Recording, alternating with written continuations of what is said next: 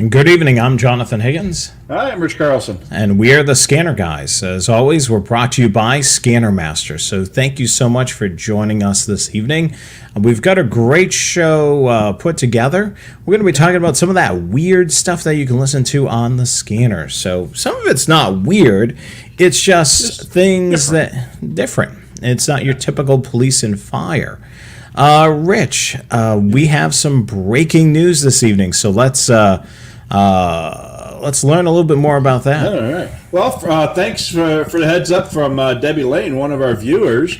It appears that the state of Colorado has passed House Bill 1250, which adds, among other things, as far as scanner hobbyists are concerned, it requires a governmental agency that encrypts its radio communications to adopt an encryption policy to provide access to unencrypted transmissions for members of the media, and which is a very good thing for scanner users. While it may not lead to unencryption, it might in some agencies. And for other agencies, at least the media will have access to the communications. And perhaps maybe what they'll do is they'll have a feed, maybe with a delay or something like that. So it can't hurt anyway. So it'll be a good thing, and maybe that might be a thing for the future. This was part of a bill that did other things like body cam film releases and stuff like that for police accountability. So hopefully it'll be a harbinger of things to come.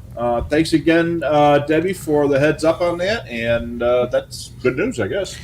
Yeah, I mean, the whole thing of encryption, we've talked about that a lot on the show, is basically it's an end-all for monitoring those particular communications that took place on that Talk Rupert channel. Yeah. So this show is just as relevant as all of our other shows with alternatives for things that are encrypted. And basically, Rich and I's stance on encryption for me, and I believe Rich is the same way. Yeah. Your day-to-day operation dispatch channels should be in the clear. You've got tactical or ops channels, or whatever it may be, secondary channels. If you want to encrypt those, go ahead and encrypt those. Yeah. But yeah, I mean, your day-to-day stuff should be open. Yeah, I mean, especially with these big trunk systems. I mean, you look at some of the larger cities that are on these big, large trunk systems. They have their main dispatch channels, and then they have a plethora of other channels, which they could easily switch to in case there's something going awry and they want to, go to a secure channel. Yeah, absolutely, and that should be the way it is. The way they should do it is leave the day-to-day dispatch open, have encrypted tactical or go-to channels, car-to-car, etc., that they can switch to when the stuff's hitting the fans. That's good procedure, and having been in that business for 1.5 million years, that's the way it should be done. Yeah. Is it true that the 125 AT is back in stock? Yes, it is. That should have been the headline tonight. Yeah. We should have I should have put a big sign up there. The 125 is in stock. Get them now. Okay, so 125 AT, for those of you that you're fans of, just like Rich and I, down below in the description of this video, there is an affiliate link. Click there.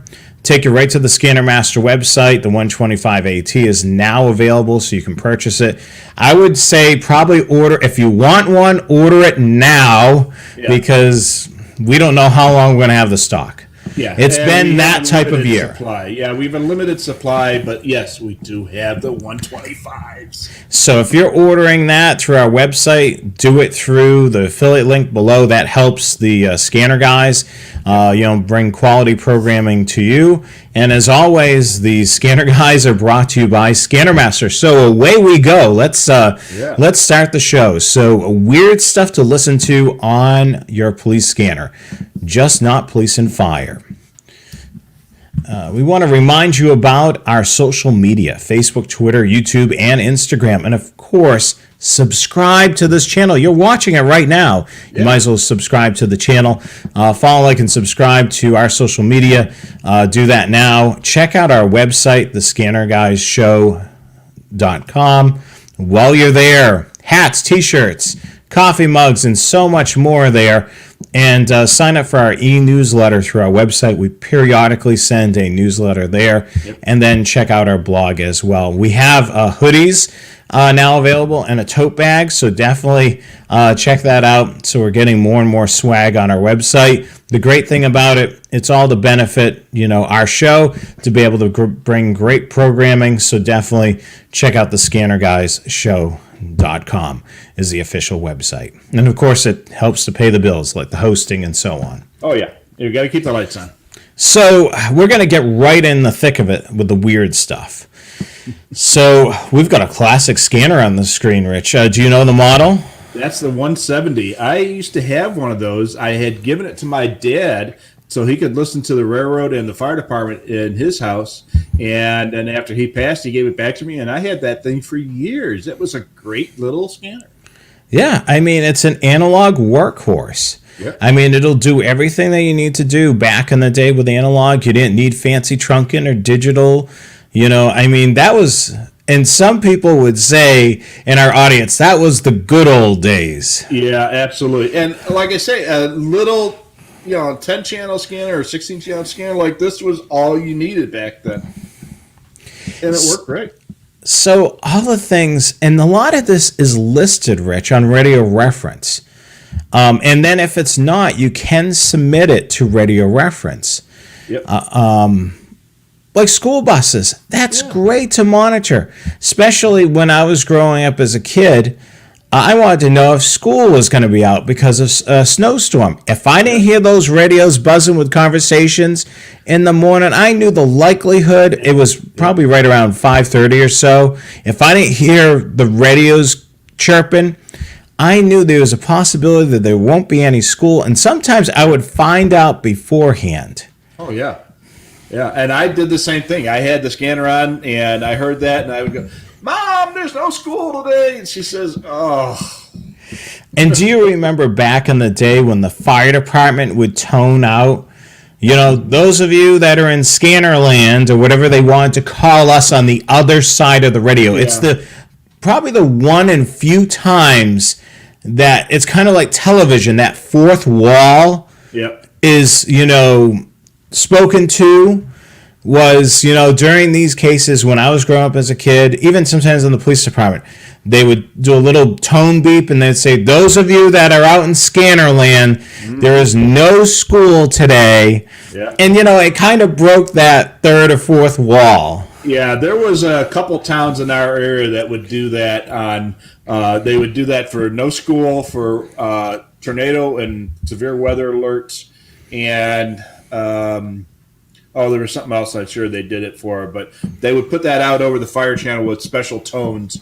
And I think they used the same plectrons for the plectrons they had in the schools for the weather alert, and just put those out. And it was great. You'd hear it in the fire channel. It was like, oh, cool.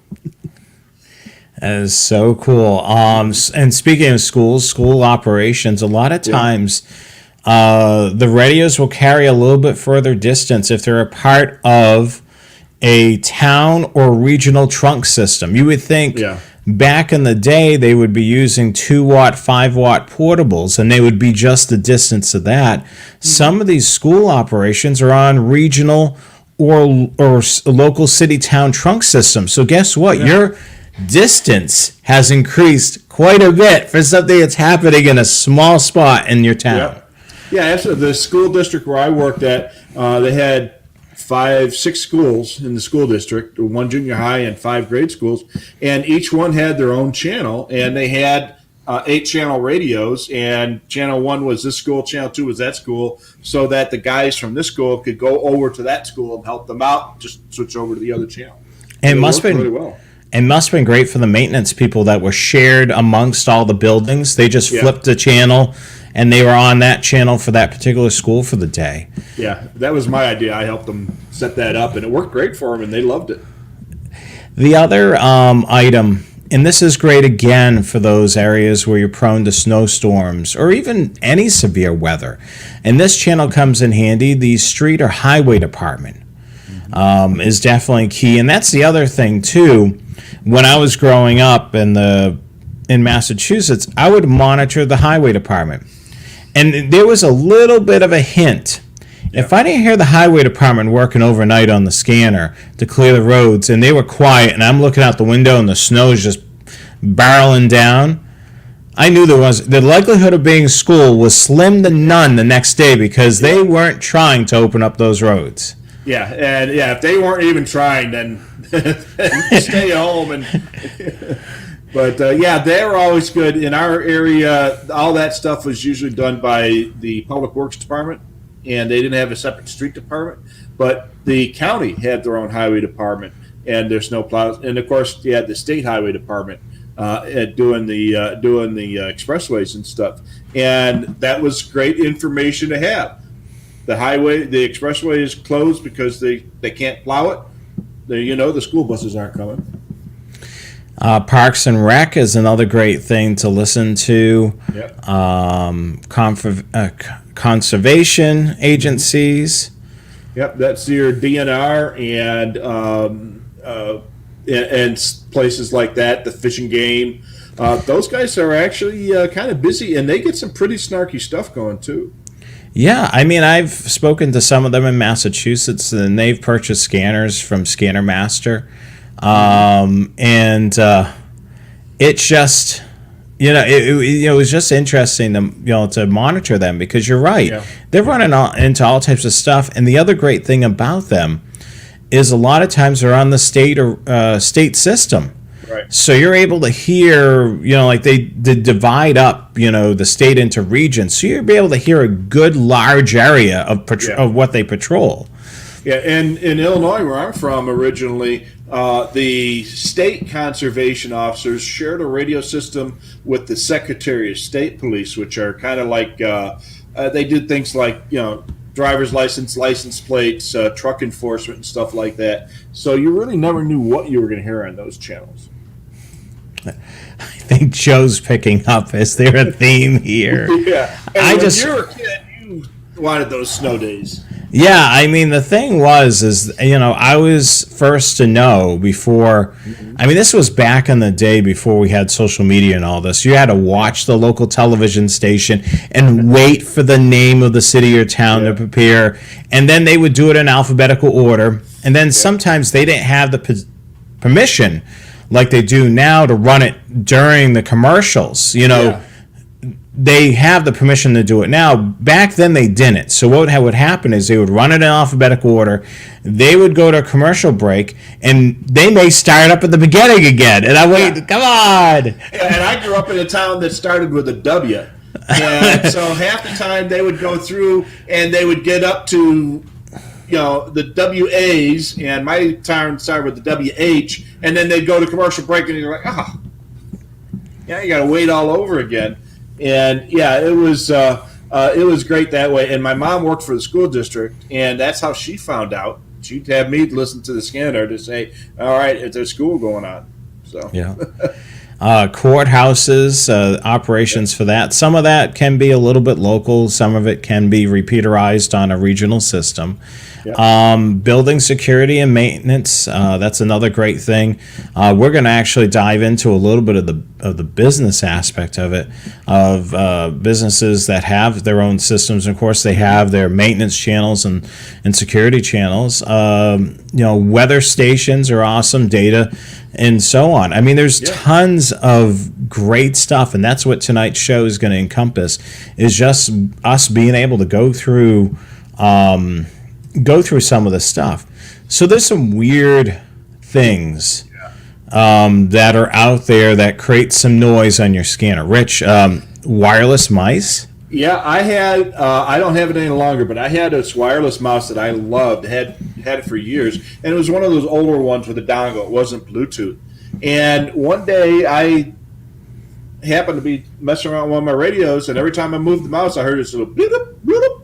and it was on like 27.185 or something like that. It wasn't a CB channel. It was one of those remote control remote control channels that are embedded in the CB band. And it was like, wow, this is pretty cool. I never realized that. Every time I moved the mouse, you hear those little bit, it was great. Yeah, and 900 megahertz, some funky stuff there. Yeah, 900 megahertz. A lot of garage door openers. Some of the older ones you could actually hear on the scanner because they were on a set frequency. Nowadays, most of those use spread spectrum and rolling code, so you really can't hear it on a scanner. But I found a really neat thing. It was on 437 megahertz. One of my cars, and this is going back, I don't know, 10 or 12 years, had one of the early tire pressure monitoring systems. And it used that 437 megahertz and it would send out little bits of data because apparently there was a radio transmitter embedded in the sensor inside the wheel or inside the tire. It would send out that little data. And it was like, and I heard it coming up on the scanner. And so I took a scanner out and kind of triangulated. And it was my car in the garage. It's so crazy, the things that we can... Class C CB. Thanks, Carmen. Yeah. Wireless microphones is another thing. If you've got an event center that's not too far away from you and you're within close proximity, you'll be able to pick up those wireless microphones. I mean, those are... those can be quite interesting, hearing that, especially with the wireless microphone. The microphone end of it's always going to be hot.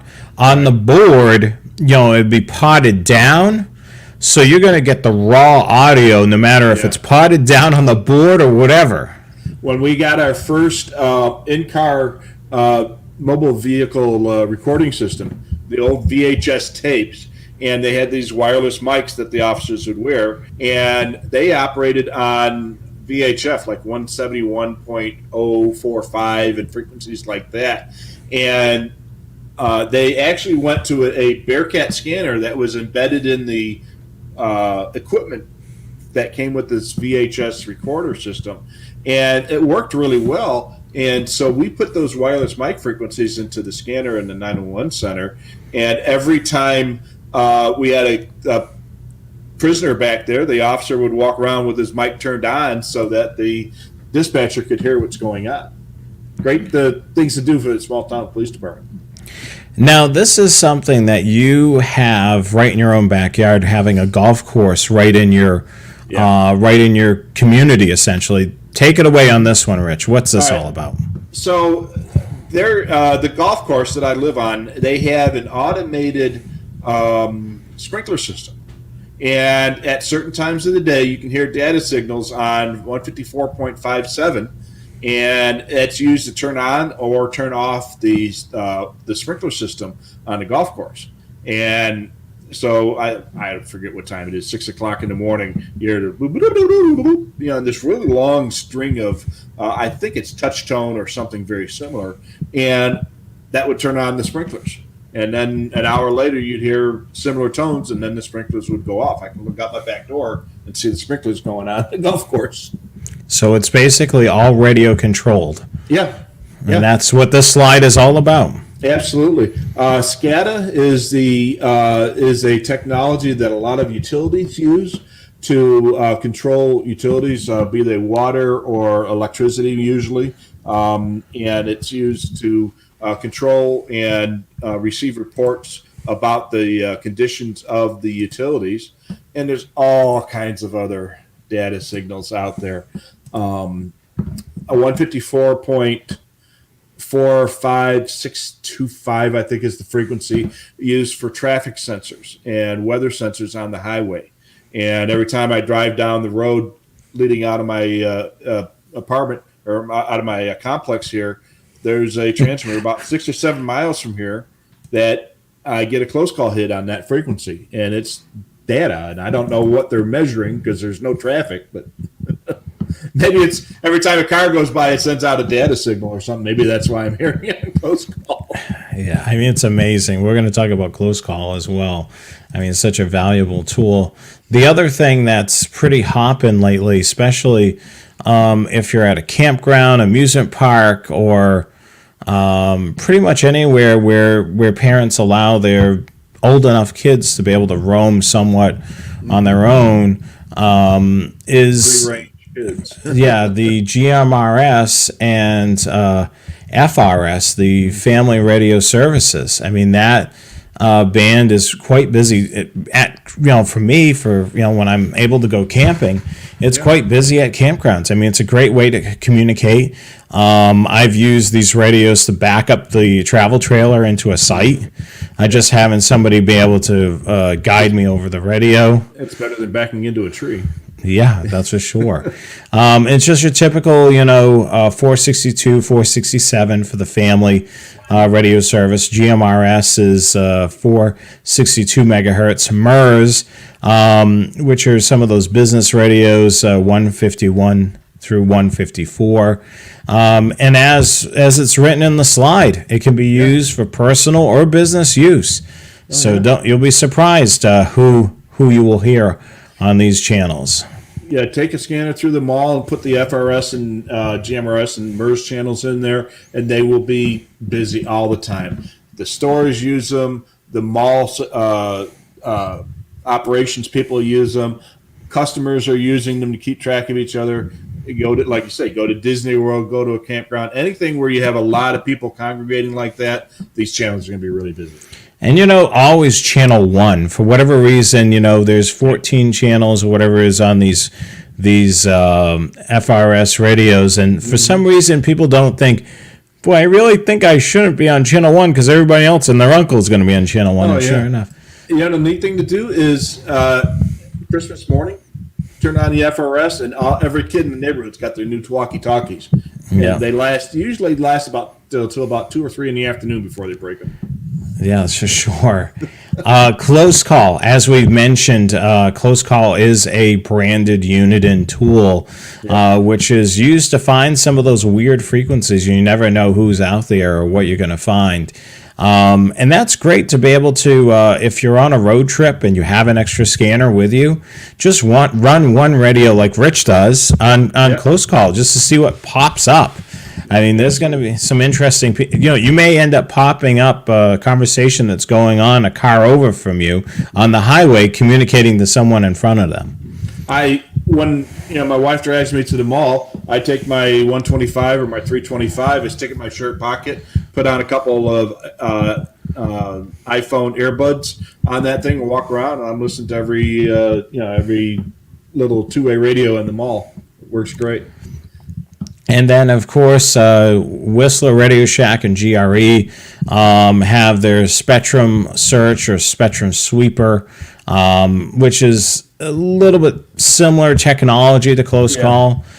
We have a show that we've talked about Close Call, so we're not going to dive into it heavily. But, Close Call is your friend for searching out some weird frequencies. We're going to dive into shops and manufacturing, which Rich already hinted what he does when he goes out shopping with the wife. Target and Walmart are your big department stores. Yeah. Walmarts are typically on 154.5700 and then 154.6000. And normally it's a one-channel operation for Walmart. They're not too crazy savvy with the radios. And Sam's Club, which is also owned by Walmart, is exactly the same thing. When I was a youngster back in the day, I worked at Walmart, and of course I had my own two-way radios, so I didn't have to be worried about the management providing me one. And a lot of times they didn't use the radio, so I would go over to the fitting room and I would say, whoever was working in the fitting room, hey, turn the radio on. We can talk back and forth. And then, like if I was way out I worked in lawn and garden, so I wasn't access to a phone to be able to page. You didn't work in the lingerie department? No, I didn't work in the lingerie. I think they call that soft lines is the technical term. So I worked in lawn and garden, so sometimes I would be way out in the parking lot where they had, pine bark mulch and all that business, and I needed somebody paged. So I would just call the fitting room and say, hey, could you page somebody? That's where the fitting room is where the main telephone calls come in, and that's where the main radio is. So I actually popped open one of their radios, and there's a switch in the inside which would switch us. At that store I was at, it was 154.57 was the channel. So I flipped it to the other thing, and then sure enough, and I said, I went to the fitting room one day. I said, they're not going to be able to hear us at all. So I switched. I switched it. So her and I were, the fitting room lady was on our own channel. Target is more technical. Yeah. Yes. So I've communicated with Target. Yeah, they run. Walmart runs at open squelch. There's no PL tone. Right. Target runs on frequencies that are licensed to them, 154, 156 megahertz, and typically it is 4 to 5 channels. And I've spoken to a couple of people at Target. Basically, most of the sales associates are signed 2 channels. Mm-hmm. They'll have the main channel, and then they'll have a secondary channel. And then they'll have, security will have its own channel if there's multiple people, and then management will have their own channel, which the radios are assigned to associates won't have all the channels. Right. So the great thing about a scanner enthusiast, we don't have to worry about channels being assigned to us because we can hear them all as long as we find them. That's right. And I found the same thing by the Targets out by me. And there seemed to be like 2 or 3 channels that every Target had 2 or 3 of this group of 5 or 6 channels. And a lot of times it could vary what the channels are. I've noticed that too, where I've went into one Target, discovered channel 1, discovered channel 4, because typically go to 4. A lot of times they'll say go to 4, and that's usually talk around. And the channels may be jumbled up a bit, how it's programmed from store to store. Channel 4 at one store could be channel 1 at another store. Yeah. But yeah, they have the two-way radios. See Ron's comment there? Walmart used to have a display with the scanner. Oh, jeez, yeah. Yeah, put that one up on the screen. Yes. So Radio Shacks in the mall, I would always go into the Radio Shack in the mall and program the mall security channel into all the scanners at Radio Shack.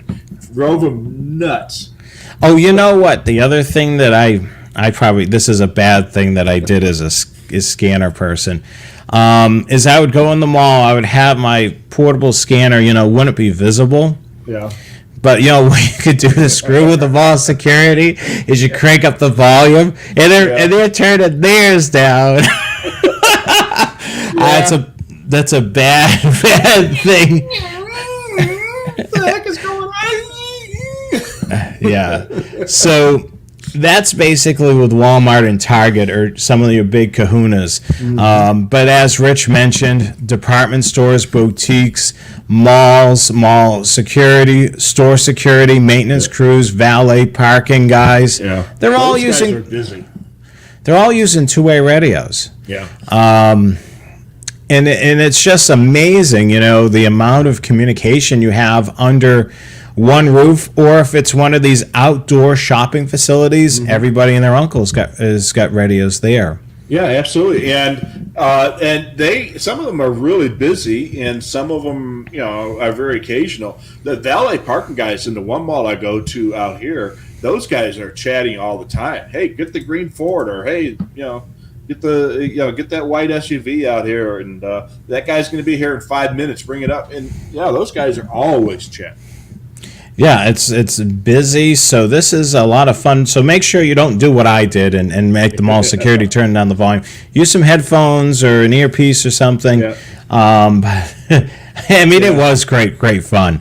Yeah, and like Lyndon wrote, before we had close call, we had optoelectronic scouts.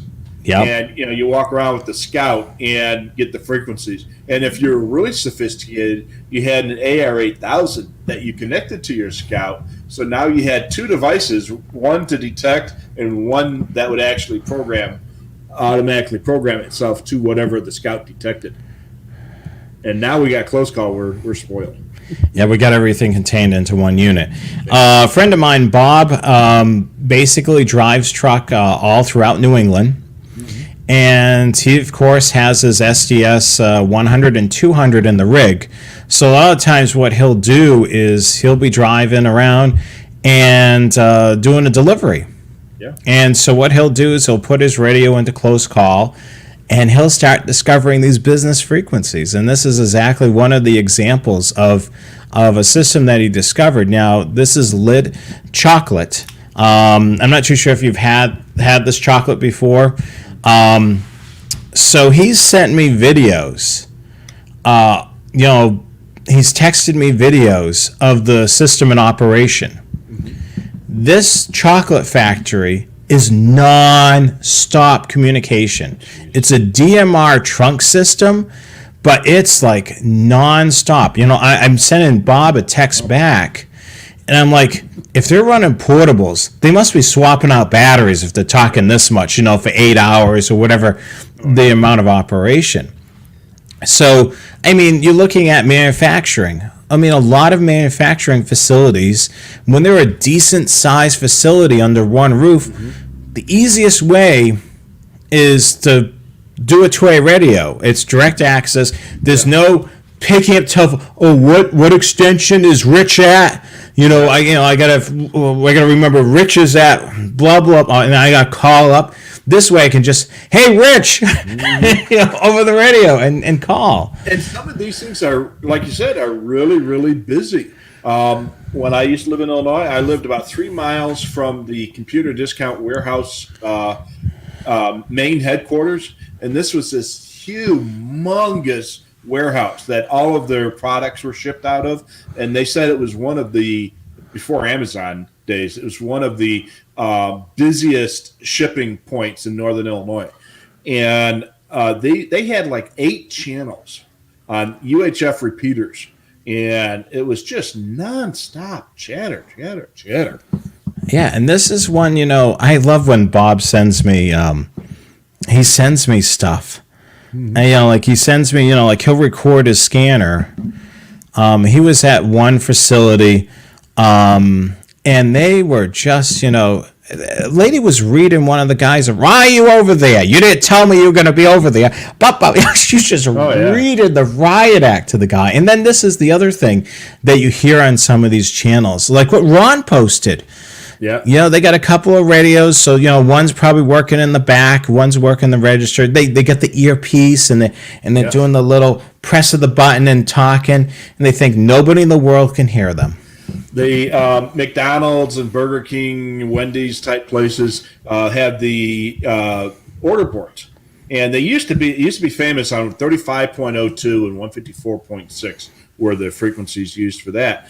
But back in the day, my buddy and I were going through a Burger King or a McDonald's drive-through, and with those, the way those things work is you have one button to press to talk to the order board, and the other button press is a different PL tone, and it is just as intercom goes to the other radios in the system. Well, this girl was talking to one of her friends, and she was talking about what she was going to do with her boyfriend that night, and one of us, and I don't remember who it was, made a comment and said, "Boy, I wish I was Bill." When we got up to her order window, and then when she started hearing her friend voice coming out of our car, she was like, "Oh my God, stop talking! They can hear us! They can hear us!" And it was like, very embarrassed. It's basically, they think nobody in the world can hear them, which is quite interesting, and let them think that because it brings entertainment to us. Yeah, absolutely. On with the businesses. Certainly, there's so much to monitor, like trucking companies, taxis, deliveries, some of which are low powered, like building maintenance, security, factories, warehouses, and such. This system, I'm sure this system's got a little bit of carry, but it's not going to be super far. So you have to be within close proximity of some of these warehouses. They're going to have they're going to have a small range, small footprint. Take, for instance, Normandy Farms. I've talked about them before on here, that are in Foxborough, Massachusetts. They're a large enough campground. They have a repeater. Yeah. So, I mean, I could hear typically their communication when I was traveling along 495, along the backside. I could get some range on them. But, it's not a huge footprint. But some of the stuff, if you're abutting their property, can be some interesting monitoring. And, of course, some of them may carry a little bit of range, depending on how it goes. Yeah, and then you got these systems, these taxi cabs and trucking systems. They got to work over the entire metropolitan area. So a lot of times they'll use commercial SMRs, which is specialized mobile radio. And that's basically a wide area system that is, you pay X amount of dollars per month per radio to have access to the system, and you can use it anywhere and have radio coverage. We have an NXDN system that was just put into place a couple years ago that I mapped out. And there was a couple trucking companies that were carrying aggregate, which is a huge thing out here.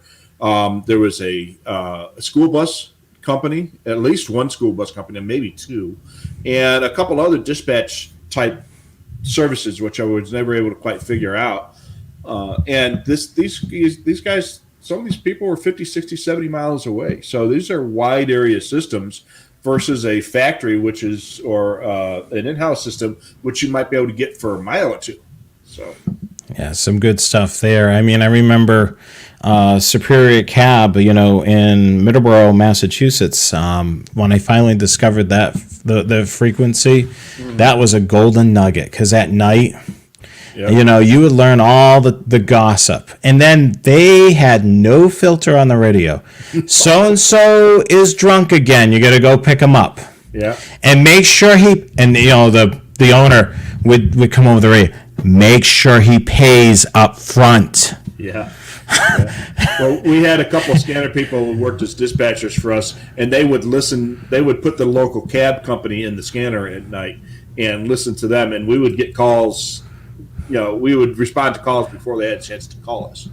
Yeah. Yeah, you had somebody irate or somebody not wanting to get out of a cab. We can't do the show without talking about NOAA Weather Radio. Yeah.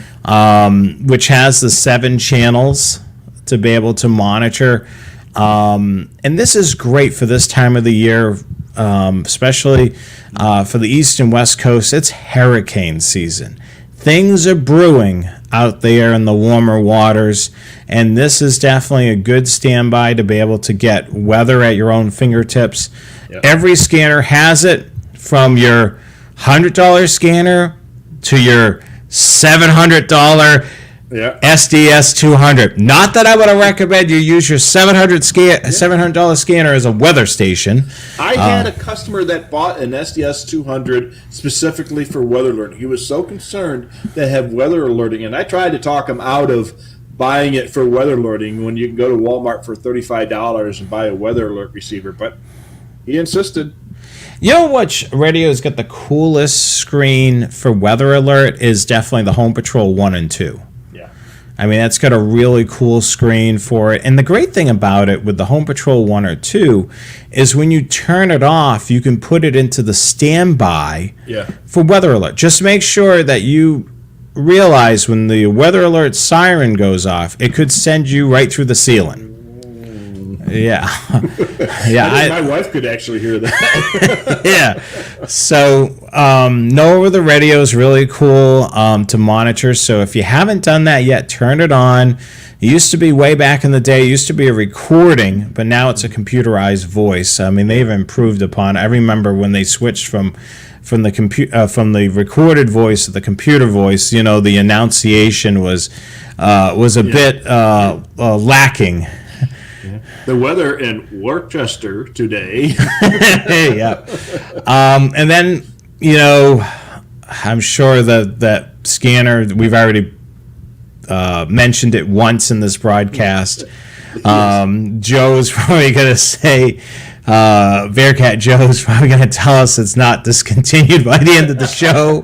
But that particular radio, will work for aviation, railroad, and maritime monitoring. That particular radio, and it is, by the way, back in stock. Yes, it is. So where to go when your radio systems are encrypted or boring? Yep. Railroads, I believe one of our viewers mentioned aviation. Yep, there's Joe. There's Joe, sure enough, confirming. I wouldn't even have to say the name of the radio, and he's confirming it already. Oh, yeah, he knows. He's watching us enough.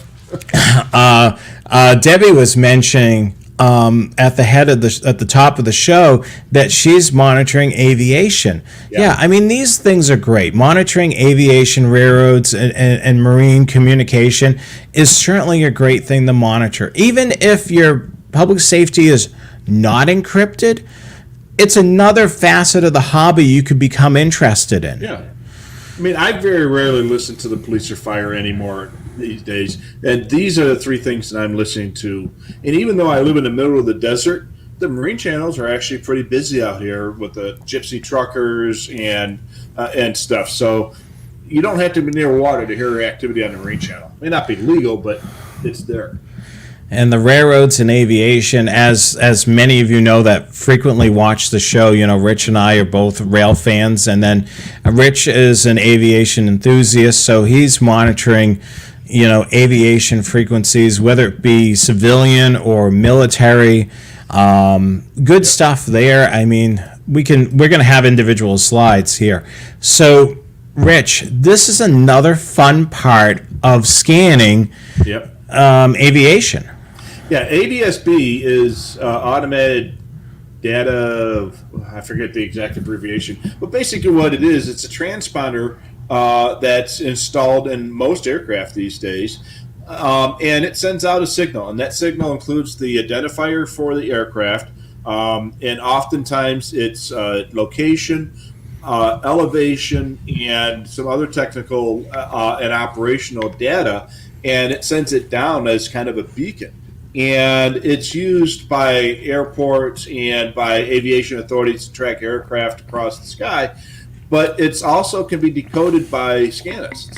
And this is the older version of the radar box. This is what I have. The newer ones now, they look like little thumb drives or little SDR dongles, and they come with software, and you can view them on a map just like you see there, or on a list of the aircraft, and the software will automatically go out to the internet and download a picture of that airplane, the identified aircraft, and display that picture, and display an icon for the aircraft, what airline it belongs to, if it is an airline, the elevation, the location, and then plot it out on the map. It is really cool to watch.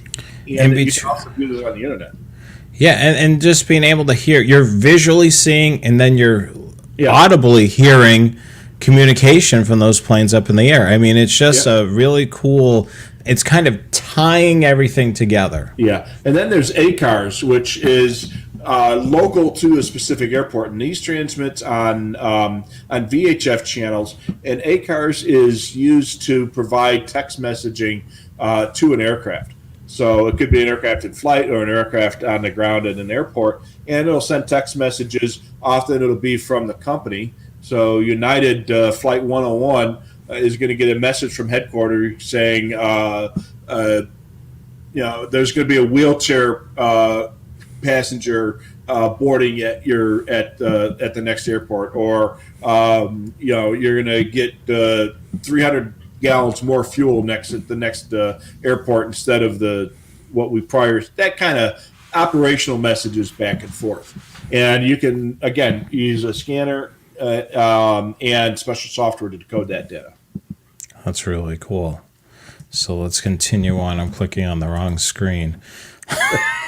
I'm trying to advance forward the slide, and I'm clicking on the presentation screen instead. Defect detectors. A lot of rail fans, monitor the train communications, but defect detectors are very handy on being able to hear if a train's coming towards you.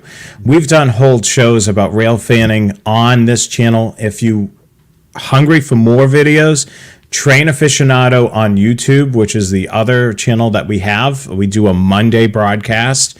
The first Monday of the month, we do a rail fanning show, so definitely tune into that. But defect detectors, a lot of times they'll indicate if there's anything going on with the train. 99% of the time, it's no defects. You may get total axles, the temperature outside, what track are they on. Knowing your area, being able to know where the mileposts are and where the detectors are, you're going to be able to know if a train's coming. And this is something audible that's not, two-way radio communication. It's just an audio message that's coming on the radio, and you have the ability to hear it, especially for those sections of, like where you are, Rich. Yeah. There's not a ton of communication between the train and the dispatcher, but this is a handy tool to know, something's going to be coming through. Yeah, and where I live as a crow flies about 5 miles from the tracks and about 8 miles from the nearest detector, and I can hear 2 or 3 other detectors on that same line, one in either direction from the one I'm closest to.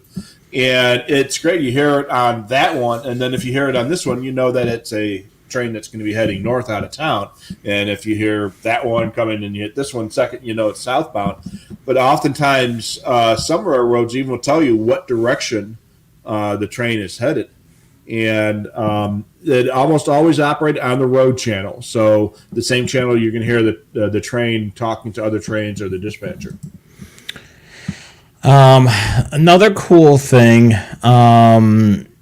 that you can do with following trains is the ATCS system. And there is a group out there which you can join. You can download the software and be able to track trains. And, of course, that's done through transmit sites throughout the whole entire system. The one railroad, the Class 1 railroad that does not do that is CSX because they use everything from satellite. But most of the other Class 1 railroads will use some sort of technology, which can be if somebody designs the system and puts the receive sites along that route to be able to capture technology. If you look at the screen here, I'm just going to widen this out just so we can see. It looks typically what the dispatcher would see.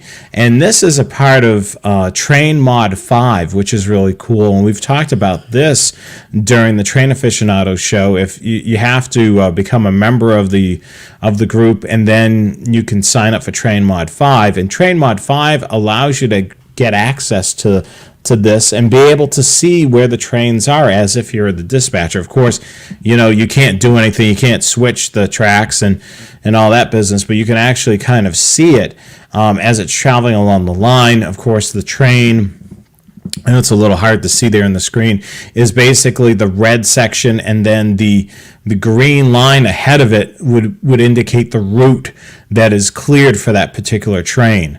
And then there's different colors for track, like blue or a purple color, which indicates either out of service or maintenance away. But this is something that, transmits over radio, and you would basically hear data. It's not anything that, and of course, if you have a receive site set up, it's able to transpose this data into usable information. Yeah, it's a really neat tool to have in your tool chest, and if you're a rail fan, it can be really, really helpful.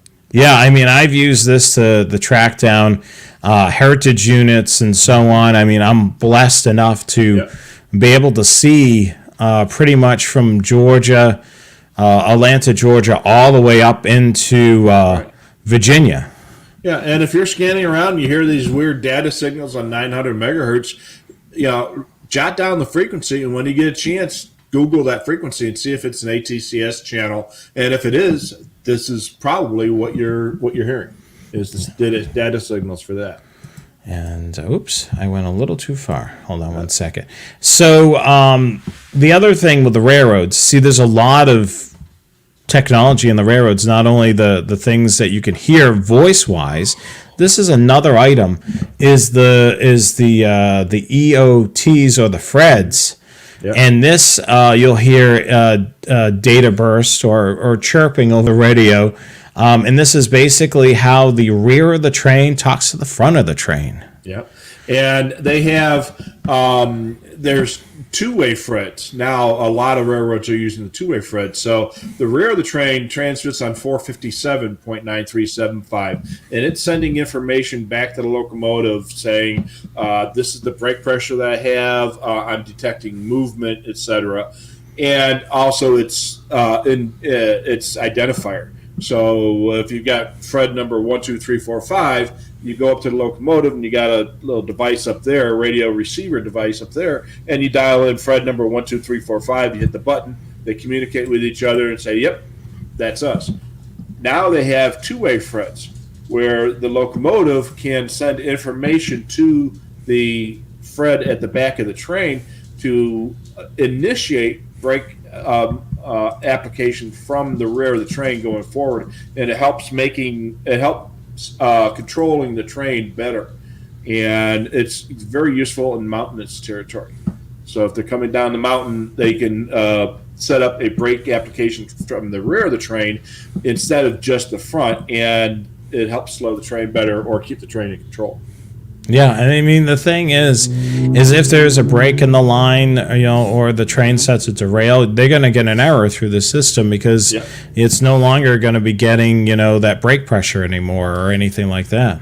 Yeah, absolutely. And in the old days, when Norfolk Southern first started getting them, they actually used a VHF channel at 161.115, and it was really cool because those use really fast DTMF, so type of thing, and you could actually decode it on one of these little DTMF decoders. Nowadays, since they bought part of Conrail, they've switched over to the standard DOT that everybody else is using. But in the old days, it was kind of fun. You always knew it was a Norfolk Southern unit coming by when you heard that. Which is really cool. So that's our railroad portion of it. And we covered aviation a little bit. As for maritime, that's pretty straightforward. We've have a whole show on maritime on here. We're going to talk about birdies.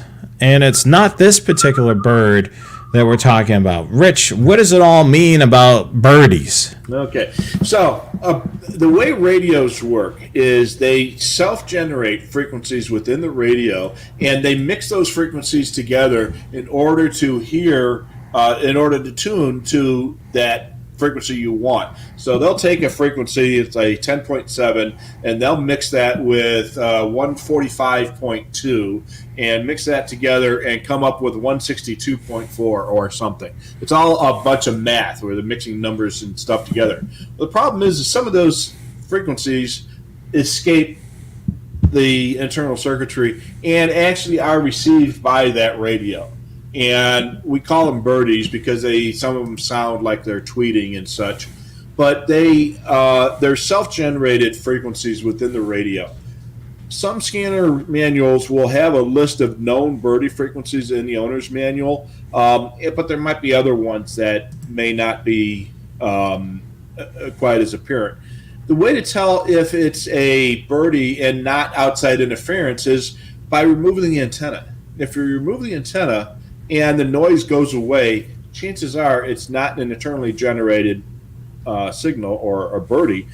But if the noise is still there, chances are it's a birdie. And there's not much you can do about getting rid of it, except by going to the next slide. There we go. This is some of the newer scanners unit it has. It's called IFX, Intermediate Frequency Exchange. And what that does is it changes that math formula a little bit internally in the radio.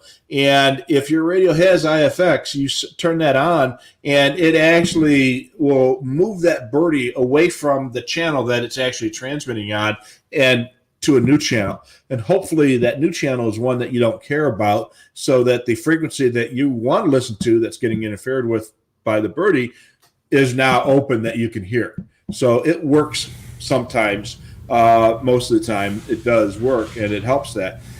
If your radio doesn't have IFX, then sometimes you can try tuning to the next channel up or down from the actual channel, and you should still be able to hear it, but it might be far enough away from the birdie where you wouldn't hear the birdie. So it's one of those, try it and see if it works. If it doesn't, oh well. But if it does, more power to you, friend. Oops. There we go. Outside interference. And we run into this all the time if you've got a scanner in your vehicle and you pull up to the gas pump. Gas pumps are the noisiest damn things I've ever heard on a scanner. And my scanner just goes crazy near a gas pump. And those NOAA weather radio repeat transmitters are dirty too, and they'll pagers. Yeah. Yeah. For whatever reason, and it might be that the some of the gas pumps use transponders, like the old mobile stations had their speed pass transmitters, and boy, those were the worst. You pull in, I drive by it, I drive in the same time zone as a mobile station, and my scanner would go nuts. And forget about using it in the parking lot. So. Yeah, and this is definitely something to keep in mind. You may wonder why, you're pulling up to the gas station, you're picking up, it's just because of the pumps and those various things that are in the technology inside the pumps, a lot of computer generated stuff and so on, which is creating interference. Yeah, and computers themselves are often noisy. I had a drink cooler, me and my water bottles. I have a little one of those little drink cooler refrigerators in my kitchen, my old one, and for some reason I was getting noise on one of the railroad channels, and it was a steady beep tone, and every once in a while it would change, and it was a definite radio signal. And so I got out in the car and I'm driving around trying to find it, and I could hear it all the way down the block. And it's coming from your house. It's coming from my house, and it was really strong. And it turns out it's because my scanner antenna was directly above the drink cooler in the kitchen. My antenna was in the attic directly above that. That's why it was so strong there. But it was strong enough where I could actually hear it down the street. Wow. It was crazy. Which is crazy. So that wraps up, the weird and unusual things that you can hear on your scanner. Let's remind you of what we have coming up next week. This was actually recommended by our good friend Jacques. Doing a show looking for a better antenna. So we're gonna go through and recommend antennas over that stock antenna. Of course, we'll probably mention the Rimtronics antennas a few times, and may have some other ones that may not be available through Scanner Master, but they've gotten a really good review across the board with the scanner community. So we're definitely going to be looking at some alternative for a better scanner antenna. That'll be our next week's show, which will be Wednesday, July the 21st, 8 p.m. Eastern Time, 5 p.m. Pacific. So if you're in the market for a new antenna, like a rubber deck or something, you better tune into the show. We're going to definitely give some good feedback on some of these antennas. If you're watching us on YouTube and you want to watch us on the big screen, if you're a Roku user or Apple TV user, you can download the YouTube app. This will allow you to be able to watch our show on your television. And you can do that for free through the Roku store or Apple TV store, and you can download the YouTube app. And of course, while you're watching this program, make sure you hit the subscribe button to our channel. We would appreciate that as well. Train Aficionado Live will be back Monday, August the 2nd. Which will be the first Monday of the month, 8 p.m. Eastern Time, 5 p.m. Pacific. We are lining up a very special interview. We are just confirming things, so we'll have another great interview. Those of you that are familiar with Danny Harmon of Distant Signal, his YouTube channel, Distant Signal, he was a guest on Train Aficionado Live. Great interview, so if you're a fan of Danny, definitely check that out on the Train Aficionado YouTube channel. While you're there, subscribe to the channel. We would strongly recommend that. Check out our social media as well, Facebook, Twitter, and Instagram. And then, of course, check out the official website, trainaficionado.com, and you can read a bunch of blog entries that I've done over the last several years. And as we mentioned at the top of the show, this is not possible without our sponsor, Scanner Master. Since 1978, the nation's most experienced dealer of all brands of new scanners, software, accessories, and programming. Shop Scanner Master online or call the scanner experts at 1-800-722-6637. That's 1-800-722-6637. Open Monday through Friday from 10 a.m. to 4 p.m. Eastern Time. Shop them online 24/7 at scannermaster.com. And you can email them with any support questions that you may have regarding the hobby that we love at support@scannermaster.com. Don't forget about their social media as well, Facebook, Twitter, and YouTube at Scannermaster Co. So definitely some good stuff there. So we're going to have a great show for you next week. So definitely tune in, same time, same channel. But now we've entered into the last 30 minutes of our show, so we're going to be covering some of the questions that you may have had. We saw a lot of people right before we signed on, checking in and actually, chatting, I guess, in the virtual lobby. Before the show began, we had a flicker, the lights on and off like the theater. The show's about to begin, so everybody take their seats. Everybody take their seats, and I can't say enough. A lot of you are here each and every week. We appreciate you guys. Thank you so much for making your Wednesday nights, Scanner Guys night. We really appreciate that. Yeah, we really do. So we got a lot of our regular check-ins, so thanks to everybody. We've already talked about Debbie filling us in on the Colorado law, so thanks again, Debbie. That was very good information from that, and there was quite a bit of follow-up on that from a couple of our other viewers, so thanks for that. And let's see here. We've got lots of check-ins. All over the place. California, Iowa, Chicago, Westmont, all kinds of places. Canada. And the rack is gone. Yes, Joe, the rack is gone. To be next week, you will probably be seeing the new rack. So, in fact, you can see some of the equipment that I've got on the shelf waiting for the new rack, which is going to be here this week. And so I know what I'm going to be doing this weekend. So that is going to be a lot of fun. Dave is on time. All right, Dave. Welcome to the show, Dave. Put up on time this time. Very good. Let's see here. Much more. With that Colorado thing, we don't know exactly how that's going to work with the new law being passed. Basically, what it says is the agencies have to develop a policy to allow media access. And that policy might be one of many things. It might allow the media to buy a radio and have the agency program it to handle their encryption. They might provide some sort of an online feed, whether it be real time or with some delay built into it. They may remove the encryption altogether. That's up to the agency involved. But one way or another, they have to make it available to the media. Hopefully, it won't be spend $10,000 on one of our radios type of thing, but you never know. It seems like the easiest option is to take encryption off of their main channel, and then it's a win-win. Not only the media be able to hear it, also anybody in the scanner community would be able to hear it as well. Yeah, that's what we hope would happen. So apparently it looks like the New York Fire Department is updating their licenses to add P25 to them. So if you live in New York and like to listen to the fire department, you may want to consider getting a digital scanner.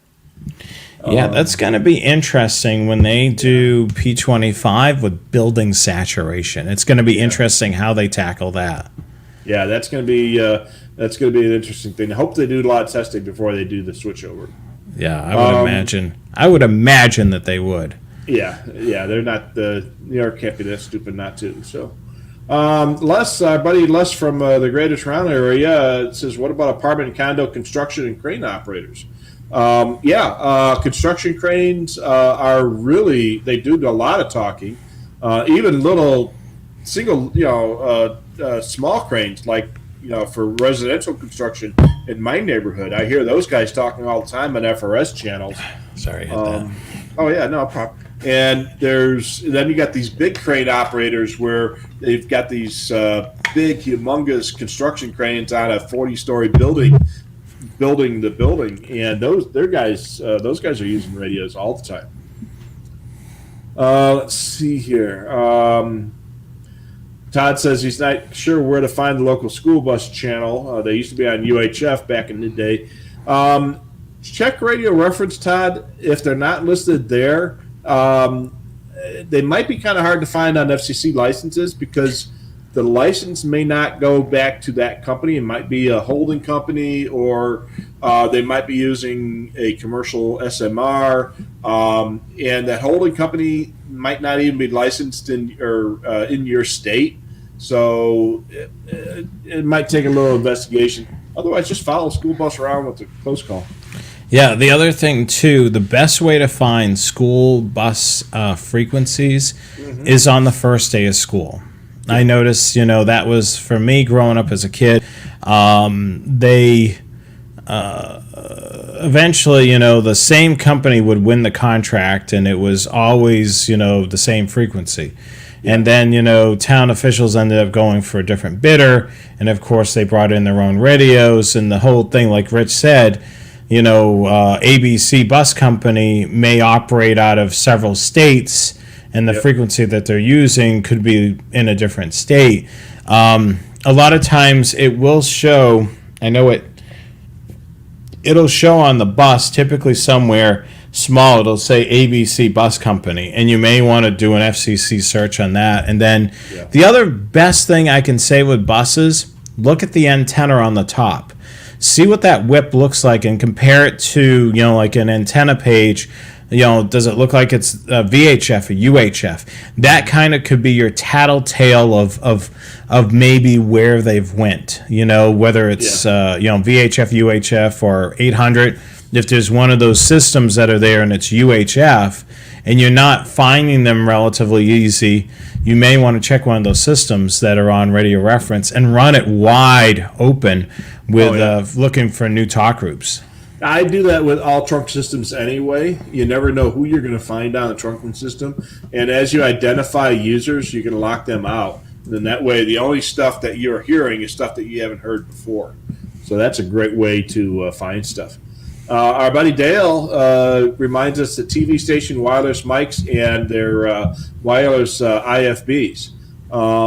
So that is a lot of it. It's also very interesting. The IFB is interruptible feedback, and that's basically having the audio of the TV or radio station in one ear, and on the other ear is the cue from the producer. So technically that's supposedly illegal to listen to, but I think they just put that in to make the ECPA more palatable. But I don't think anybody's ever been prosecuted for listening to IFB. No.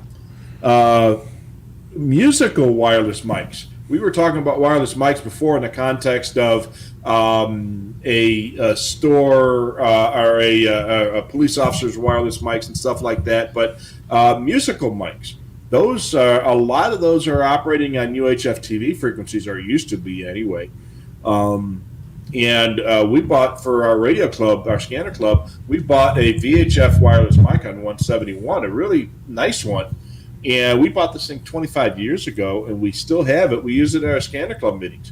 But whoever's talking has the mic, and since it's a scanner club, everybody's got a scanner, and they just tune the scanner to the wireless mic frequency so they can hear it from the other side of the room. We don't have to shout, and we don't need a PA speaker. And that was a great idea. I don't remember who it was that came up with that idea, but whoever it was, really, that was a brainstorm. Coast Guard aviation and sanitation for snowplows. That's a lot more good stuff to listen to. The TV director telling the camera guys what to do at the Meadowlands. It's where one of the football teams play, right? I believe so. Yes. Yeah. Is that New York? Was it New York Jets? I'm not a football fan, so I don't know what. I only know a few teams and where they play. I think we have a football team out here in Phoenix, but I don't think anybody's ever been to one of their games. Let's see. A lot of golf courses are licensed to, but we never heard them. So our buddy Chris is a huge golf course fan. He always listens to golf course frequencies, and it actually it can be kind of interesting to listen to. We have a DMR repeater here for our golf course for their operations guys, but I know Chris, he loves listening to the golf courses.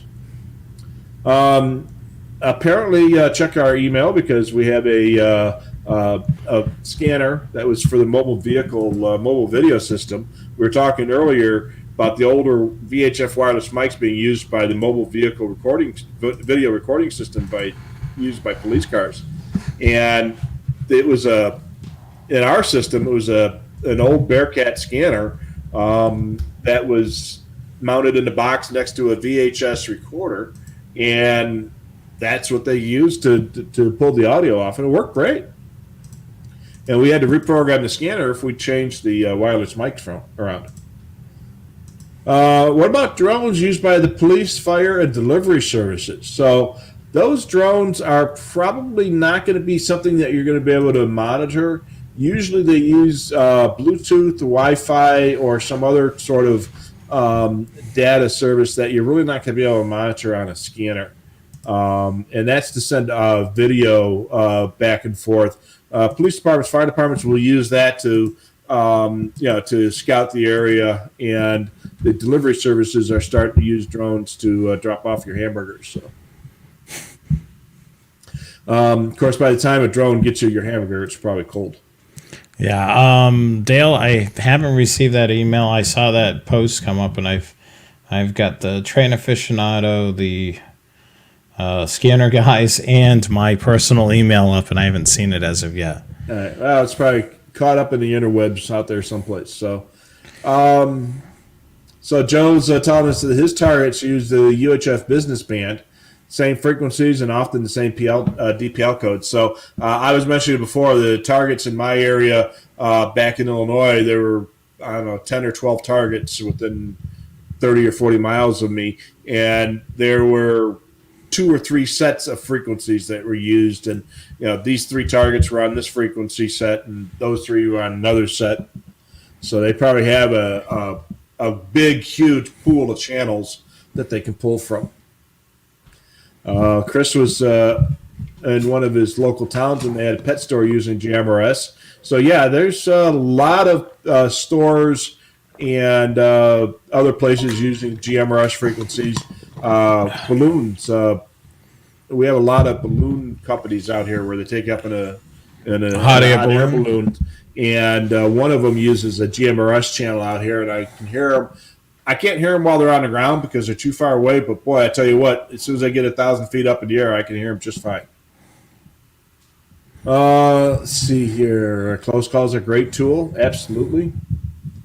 Carmen locks out the FRS channels for the first week after Christmas every year because that's just all this. Hey, Bill, can you hear me? They put out those little tones and stuff like that. Yeah, it's it can get pretty annoying, but pretty amusing too. You all right? All right. So, somebody in the Carolinas, you want to go give Jonathan the Heimlich maneuver? We appreciate it. Danny likes to listen to the game warden at the state park. They're checking fishing licenses and looking for missing persons.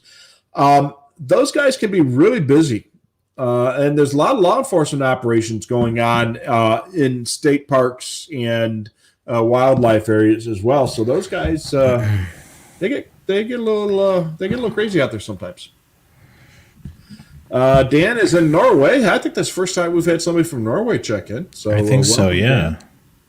Appreciate it. Daycares and elementary schools are using FRS and GMRS. Yeah.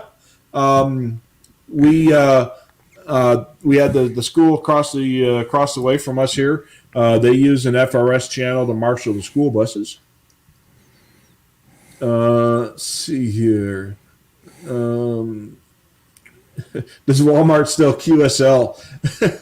So if you don't know what a QSL card is, it's like a postcard and you send a notification to a ham radio station or a shortwave radio station usually, and you send them the information about their radio system that you heard, the date and time you heard, what you heard, and then they'll send you a postcard back. It's called a QSL card. It's an acknowledgement that you heard them. And a lot of hams and shortwave enthusiasts collect these. And they'll have a wall full of QSL cards that they've collected over the years.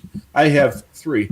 And apparently some places will also send QSL. Like apparently Carmen says Walmart will send a QSL card if you send them a notification.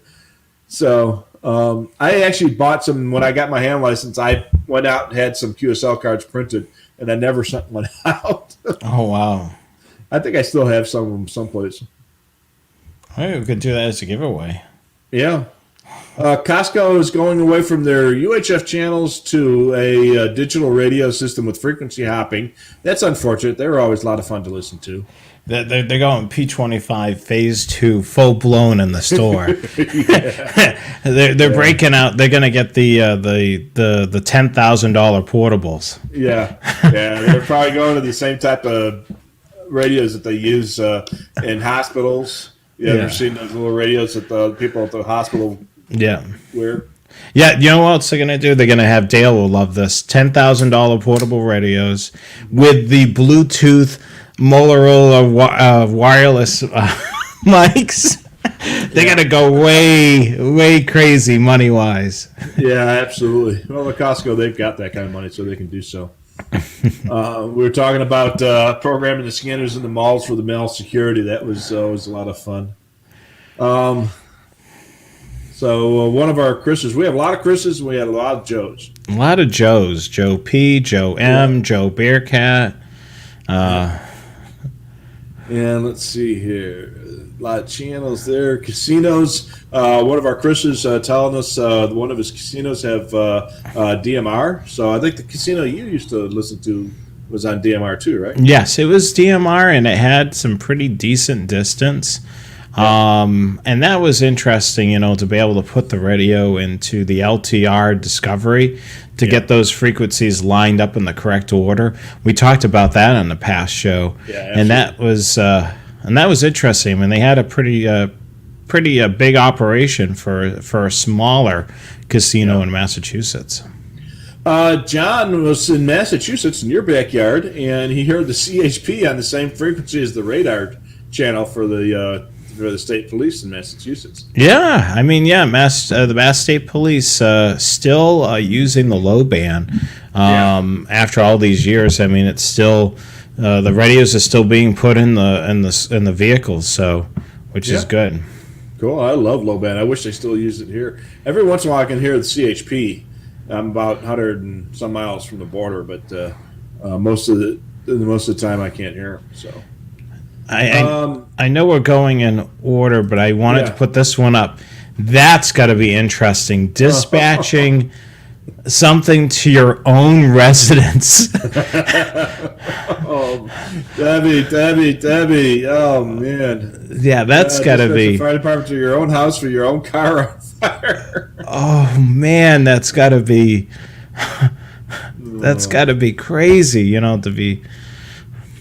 Well, when I was a dispatcher, one of the guys thought he was being funny at 3 o'clock in the morning. He ran my license plate on the radio, for a 1028, and I recognized the plate, and I'm like, "What the heck is this going on?" I said, "What's the location of that vehicle?" And he said, "Oh, it's southbound on Cortland approaching Devon." And I'm like, "Oh, okay, yeah, units. We have a stolen vehicle southbound Cortland approaching Devon."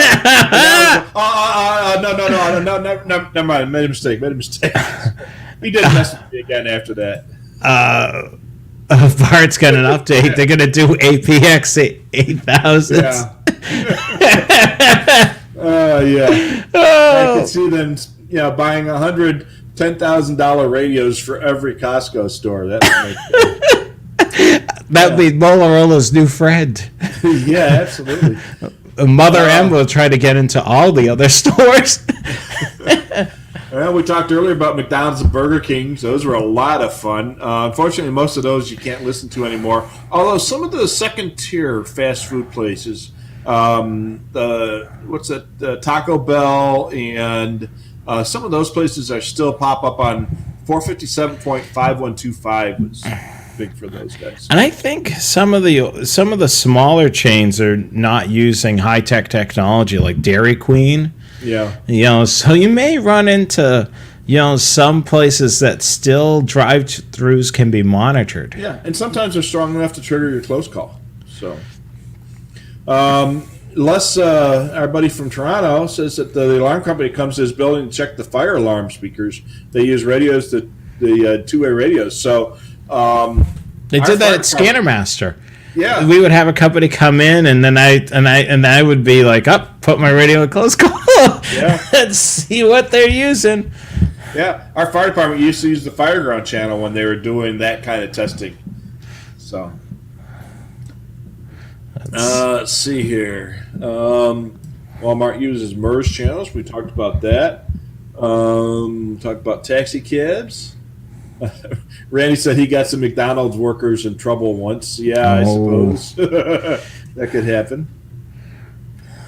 John was in Worcester when he heard the CHP.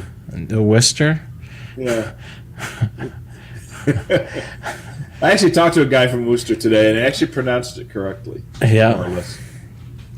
Although when you talk to the guys from Maryland, from the same city with the same name, it's actually Worcester. Yes.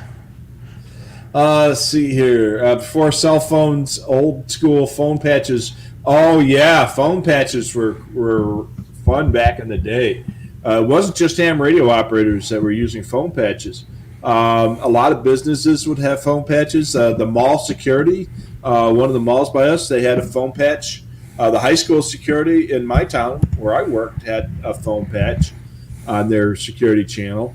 And there was a small police department up in far suburban Chicago, probably 60 miles away from the city.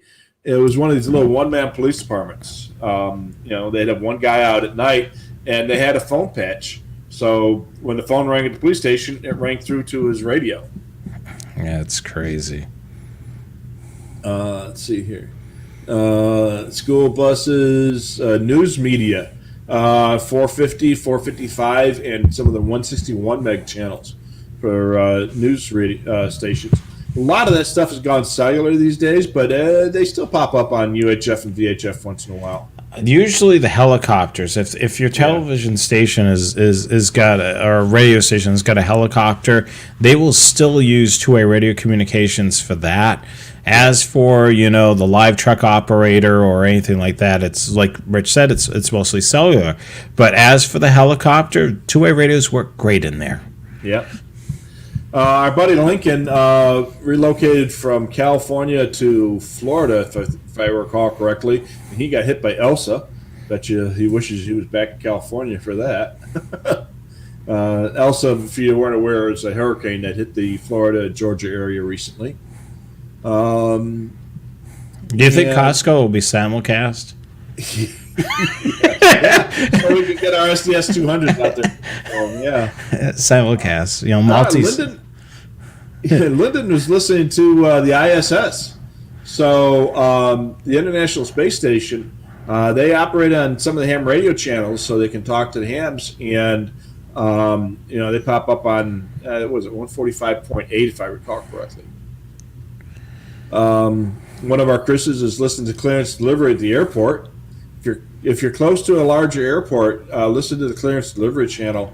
A lot of good conversations on that, and they'll give you a good insight of how the airplane is setting up their navigation to go from here to here to there.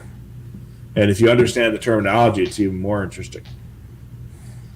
And let's see here. Chris, our buddy Chris from Michigan, when he goes up north, he's always got the scanner on the marine channels. Living in Michigan, they do use marine channels actually for boats up there. Yes. It's not desert boats as you're hearing. As you're hearing out there. Okay, good. Our friend Joe reminds us the proper definition of the ADSB is automatic dependent surveillance broadcast. ADSB. So that's what the aircraft transponders are doing. Baby monitors. That's another thing that used to be fun to listen to. Yeah, it was just like basically a listening device inside of a house because it was always transmitting. Oh yeah, I know a guy who gave his ex-wife a cordless phone for Christmas one year, but he made sure he knew what frequency that cordless phone operated on because he lived 2 blocks away and he could hear it. And boy, that's don't want to get involved with that. So, no, sirree. Let's see, ham radio operators. That's another thing we really didn't touch on. Ham radio operators is another good thing to listen to on your scanner. Even if you're not a ham like Jonathan, you can listen to ham radio operations on the scanner, and especially if you got DMR, because that's getting really popular with ham radio operators. Private ambulance transport companies, yep, they're a big user of two-way radios. Let's see here. You always tell what frequency the neighbors were listening to by listening to the local oscillator in the older scanners. So some of the older scanners were not particularly well shielded. So we were talking earlier about birdies and how the radio scanners generate frequencies.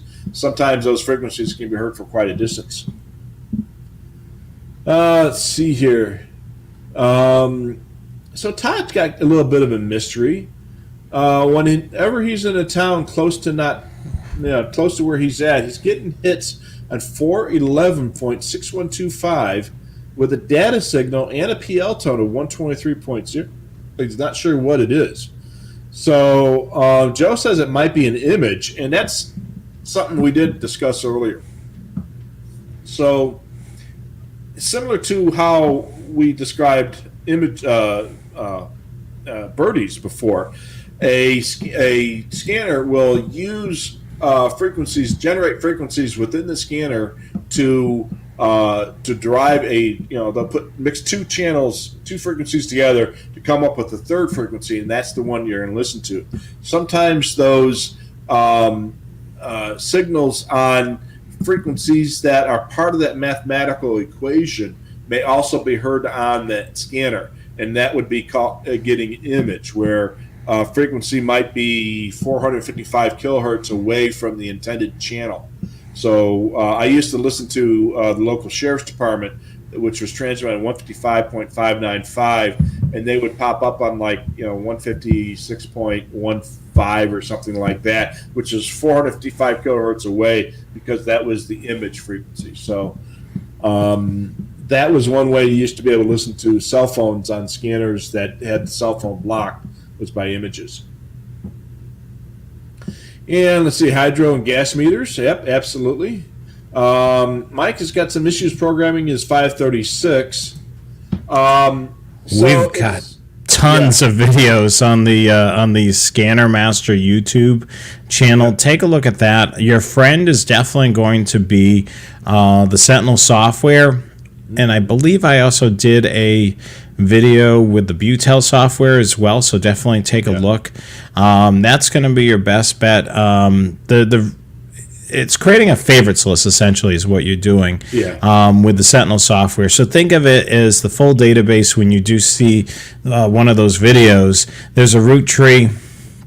You're going to basically right-click on the agencies or channels you want to monitor and create a favorites list. Now, the best thing I would recommend doing, if you're not familiar, you've got the scanner, you're not familiar with the communication systems, doing your research on radio reference is definitely going to be key. So you know where your police department's or fire department's on, and you look for that system on the root tree, and then essentially find the channels or talk groups and then append them to a favorites list.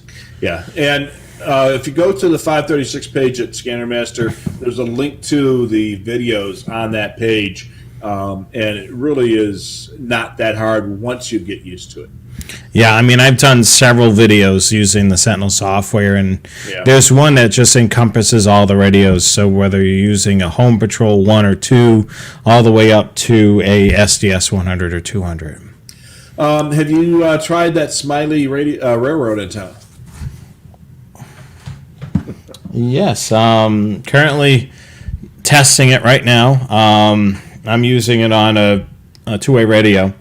I've been impressed with it so far. Hopefully this weekend I'll get a little bit more time out there. That's more than likely going to be on our next show as an option. And as I mentioned, yeah, ScannerMaster is our sponsor, but ScannerMaster doesn't carry everything. So we're even going to mention some antennas that are listed with other manufacturers, and we'll talk about that as well.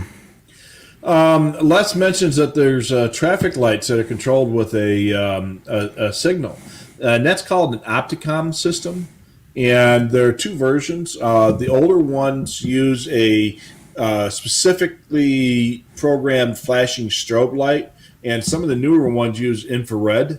And basically what you do is they put these transmitters on the roof of a police car or fire truck or an ambulance, and they send out a signal, and the traffic signal has a detector on it, and when it detects that, it turns a green light on for the oncoming emergency vehicle, it turns the other direction's red. And then there's an indicator light on there that flashes or comes on steady depending on which direction the vehicle is coming from relative to that light. So the deaf community has figured out that when they see those, they start looking in their mirrors for the fire trucks. So, my wife knew all about that, and I was really surprised that she did because she's not that technical. But then she explained to me that, yeah, that's how they find fire trucks and ambulances are in the area by watching the Opticom lights. So, practical. Let's see here. Yeah, it's a little sleepy here. I'm trying to cut down on my caffeine, so I've not had as much caffeine as my body is used to. So it's I get a little drowsy at this time of the night. Let's see here. Todd's got a bunch of 4-channel radios that he's having some issues with. So good luck, Todd. Hope you get that resolved.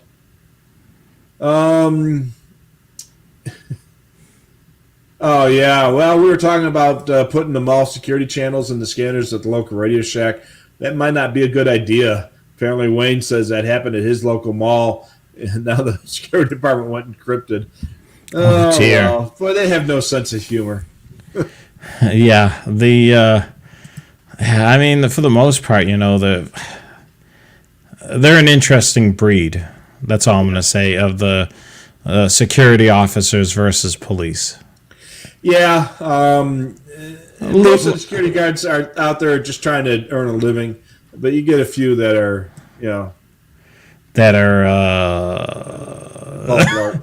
Yes. Yeah, but like I say, most of them are just guys trying to earn a living, and I have all the respect in the world for them. Yeah, same thing here. Steve ordered his multi-coupler, and it shipped out the other day. He hopes it'll arrive there soon, so good luck, Steve. You're going to enjoy that. Let's see here. Apparently in Kimberly, British Columbia, the school buses are using 152.735. If that's not radio reference, please submit it to them so they can put that in there. That's always a lot of fun to listen to. And let's see here. Madglitch bought an SDS 100. Is it normal for the 800 to sound terrible with crackling sounds? Is it analog or the digital end of things? If it's analog, if it's an analog 800 megahertz trunk system, and it doesn't have very good coverage, it sounds like poop. Mm-hmm. It might be an RF issue. Yeah, I mean, like what used to drive me crazy with an analog trunk system, if it's a statewide system, if you're further away from the tower, you're going to get a lot of scratchiness. There's going to be a lot of noise on it, and it's going to sound like poop or crap. Yeah. And make sure that you have the latest firmware on the SDS. That's very important on the SDSs. And if it is sounding terrible on the digital and it's within warranty, do something now before the warranty runs out. Absolutely. Les says a lot of churches use wireless mics. Yeah, absolutely. Mm-hmm. That's a big thing. Let's So Dale says he used to have the 8 or 9 or so wireless mic frequencies in his company radio, so he could test the troopers' mics when they complained about them not working. So he works for one of the state agencies, and I did exactly the same thing. I had them in those mics in my scanner, and I would, the mic's working fine. It's officer error. Let's see here. Used to be able to tune in the high school football coaches before they went to secure radios. I suppose the opposing coaches probably figured that out too, so now they're using encryption. So apparently that scanner was a 350, a BC 350 that was used in those mobile vehicle recording systems for the police departments. Nowadays, all that stuff is all done on CF cards or digitally, but when these things first came out 25 years ago, they were using VHS tapes because that's what they had. Movie shoots, absolutely. When they're filming a movie, and I've worked on a lot of movie stunts, they're always using two-way radios. Let's see here. Chris works at his local golf cart. That's why he's so interested in it. So he's always listening to that. So that email that Dale sent was old, so it might be from before. So check that out. Yeah, I'll have to look. We get so much mail in there, it's crazy. Yeah, absolutely. So got another Rich from Illinois. He's from Clinton, which is way down south in Illinois, and I was from way up north. But there's at least 2 Riches from Illinois out there. I suppose there's probably maybe 1 or 2 others out there someplace. Bottle count. I'm on bottle number 3. So that's always a hot topic around here. Yeah, not good to hear your home address on a scanner. Yeah, absolutely. When I lived in an apartment, I heard my home address come out in the scanner. Thankfully, it was on the other floor, but the police were called to that address, to that apartment, several times a week. I was happy when they moved. And I think everybody else in the building was too. Let's see here. NXDN on his radio is difficult, but the DMR and P25 works good on Mike's radio on his 536. So, NXDN is kind of an interesting thing, and a lot of it's going to be trial and error to make it work. Let's see here. And Mike, if you have more problems, shoot us an email at support@scannermaster.com, and we will try and answer your questions directly there. We check that email once or twice a day during the week, so shoot us an email there, and we'll respond to it tomorrow morning, and hopefully we'll be able to help you get you set up there. Yeah, that's going to be the best way. Mike, I also posted a link to the video that I put together some time ago. That really walks you through the steps. I think that's going to be your best tool. Yeah. The videos are basically my screen, and you can roll back on it. And I literally walk you how to program in a favorites list with a trunk system and conventional. So it's the 2 examples that you're typically going to use. Yeah. Randy reminds us that utilities are great to listen to during bad weather. Absolutely, positively. Yes, during those hurricanes and major thunderstorms, the recovery effort after that. I monitored a lot of that as well. Living in Massachusetts, the local electric company. Yeah. And, I knew whether or not they were out there working, and then I knew when they were on my street trying to re-energize the system. Absolutely. So Bear Bull reminds us of amusement parks. So if you got amusement parks, there's all kinds of radio operations going on there.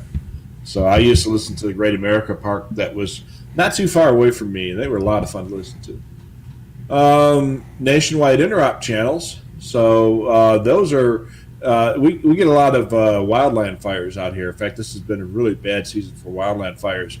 So those channels are pretty busy these days. Water parks. Tractor Supply uses a Theatro. I'm not sure what Theatro is, but I'm not certain what that is I either. haven't heard it either.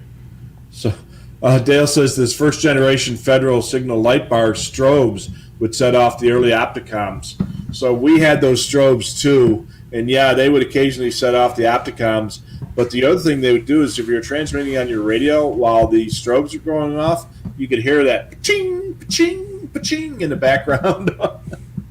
That way you couldn't hide the fact that your light bar was on. Yeah.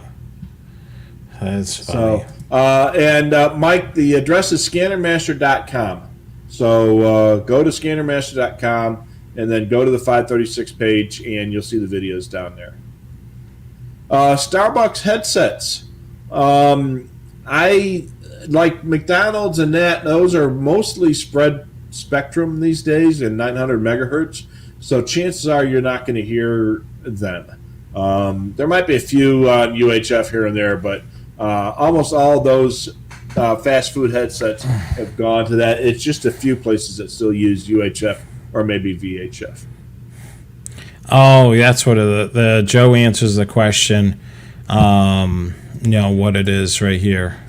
Yeah. Oh, Wi-Fi communications. Yeah, that's what the hospitals are using too. So you know who else is using it?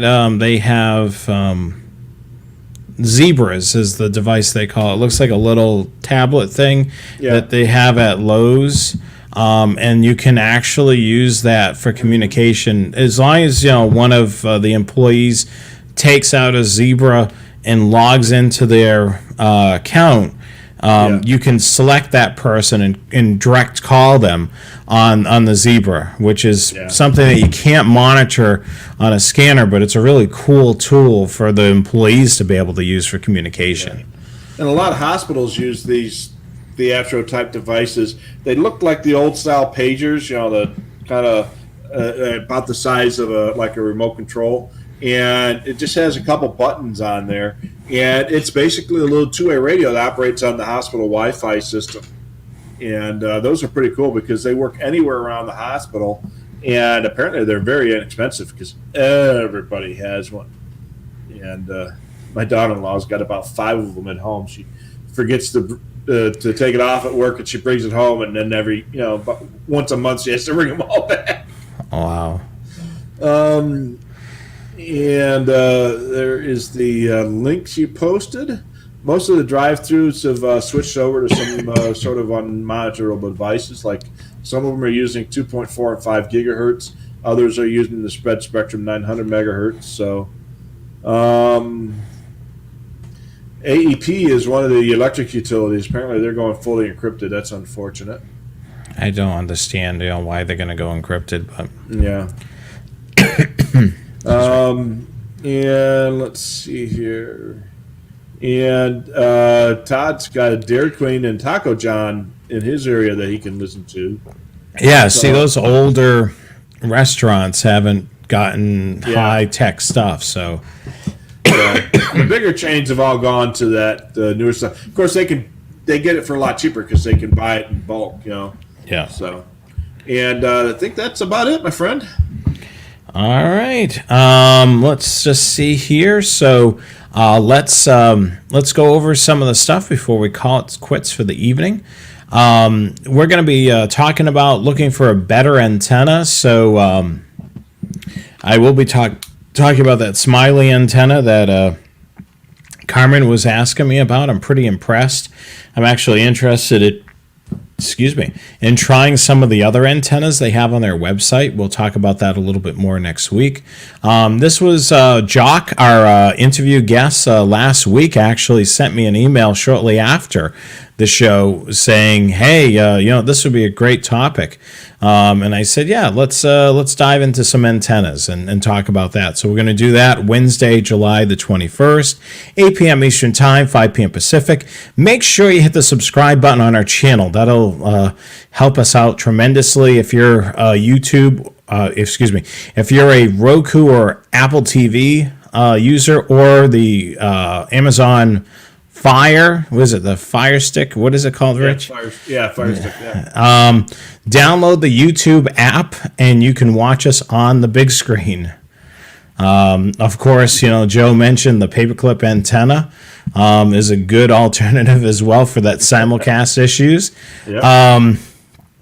Train Aficionado Live. Definitely check out our next month's show. Mark this in your calendar or set a reminder on your phone.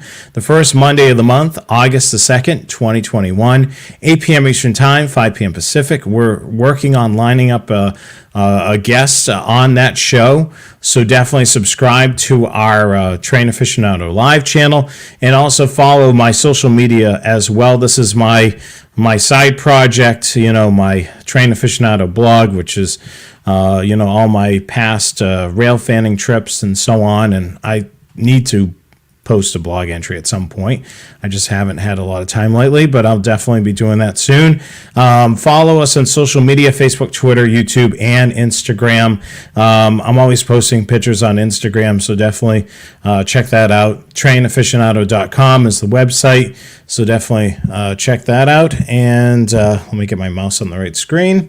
Follow, like, and subscribe to the Scanner Guys, our social media, Facebook, Twitter, YouTube, and Instagram at The Scanner Guys. And the ScannerGuysShow.com is our official website, so definitely do that as well. And all this wouldn't be possible without our sponsor, Scanner Master. Scanner Master has been servicing the community since 1978. I can almost do that slide without looking at it. I don't have it up on the screen right now. If you have any scanner questions, email support@scannermaster.com. We check the email address periodically through the day. That's a great way to be able to communicate with us. If you rather be old school and give us a call up over the phone, 1-800-722-6637. That spells out 1-800-SCANNER. I think that's going to about wrap it up for this evening. We went about 15 minutes, 16 minutes overtime for tonight's show, but I think it was a really good topic, and hopefully you guys had a lot of fun talking about the various things and the weird things that we can monitor. Anything else that you want to mention, Rich, before we sign? I'd just like to thank everybody for their topic suggestions. Keep them rolling in. Yeah, one of our watchers from Australia actually suggested this one, so we appreciate that, and we'll see you guys next week. Yeah, I thank you so much. I'm Jonathan Higgins. I'm Rich Carlson. Have a great week. We'll catch you again on Wednesday night.